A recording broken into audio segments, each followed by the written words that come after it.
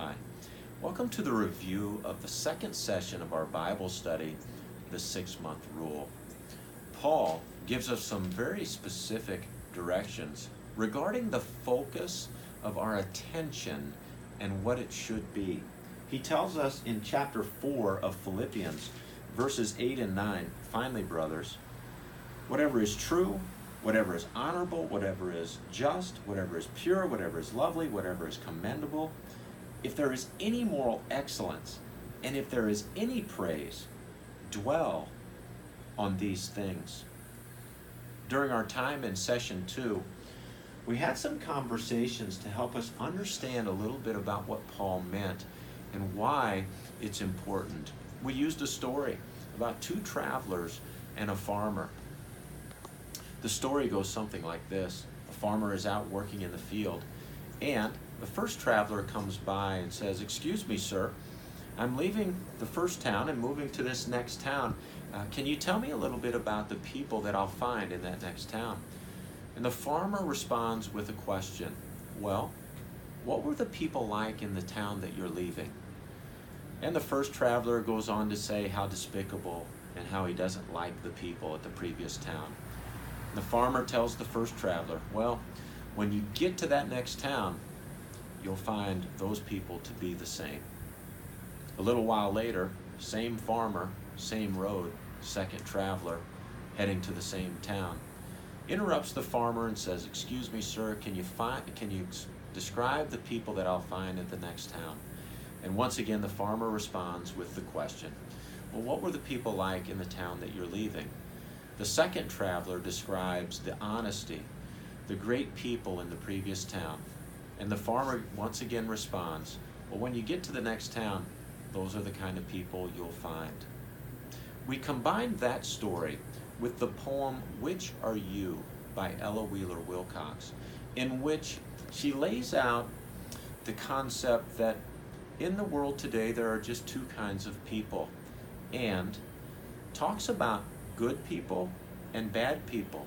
But it's hard to know because the good are half bad and the bad are half good. In combination, these two stories remind us how important it is to pay attention to the good, because as we meet people along the way, they'll be both half good and half bad, and we'll find what we're looking for. We also talked about a baptism story. Atticus Luzader, when he was baptized, it was really one of the most amazing baptisms I've ever seen. As we were waiting for Atticus to enter the water into the baptistry, there was a pause and no Atticus. But all of a sudden, from behind the wall, Atticus came launching into the baptistry and did a full-blown cannonball into the water. Certainly the congregation was having a blast. His mom and dad probably weren't quite as excited about the way he entered the baptistry. But when we think about Atticus' cannonball into his baptism, it made me wonder, why don't more of us approach our baptism the same way Atticus did? It is, after all, symbolically our joining with Christ in his death, his burial, and his resurrection. Paul tells us in chapter 1 that for him living was Christ, but dying was gain. And in chapter 3, verses 20 and 21, he reminds us that having been baptized with Christ, our citizenship right now, while we're still living in the flesh on this world, is really in heaven. And we're waiting for our Lord Jesus to transform these bodies and take us home to be with him forever in heaven. We also considered a story when Trenton was a young boy and he asked me the question, "Dad, why is everyone so afraid to die?" We considered with these two stories how really they're a little bit of the same question.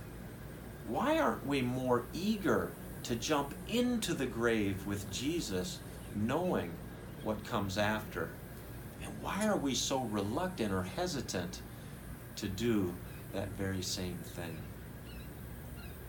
I hope that as you consider the importance of the focus of our attention, how sometimes we have to be intentional about the things to which we pay attention, remembering or reminding ourselves that we're citizens in heaven, and no matter what the circumstances are around us, it's all going to be good when we join Jesus in eternity. As we look forward to session 3, some verses that you might focus on to prepare yourself are from Philippians chapter 2, verses 1 through 18. You might also take a look at James chapter 1, verses 19, 20, and 26, and 1 Corinthians 13, verses 1 through 7.